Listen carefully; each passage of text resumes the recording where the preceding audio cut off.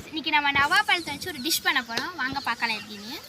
first நவாப்பழத்தை இந்த மாதிரி கிட்டின்னு கோடு போட்டுக்கோங்க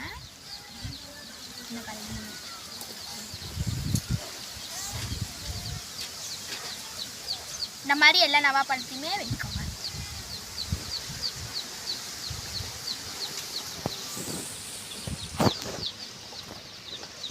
எல்லாத்தையும் வெட்டின பிறகு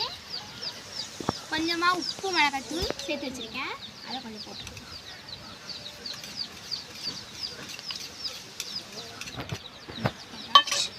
அதுக்கப்புறம் லெமன் இருக்குது அதெல்லாம் எடுத்துக்கலாம் லெமனையும் கொஞ்சம் புளிஞ்சு விட்டுக்கலாம்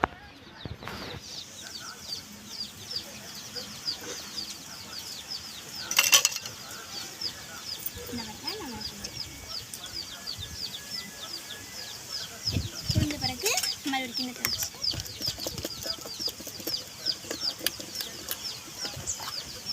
நம்மளோட ட்ரெஸ் ரெடி ஆகிருக்கு நாங்கள் சாப்பிட்டு பார்க்கலாம் எப்படி இருக்குன்னு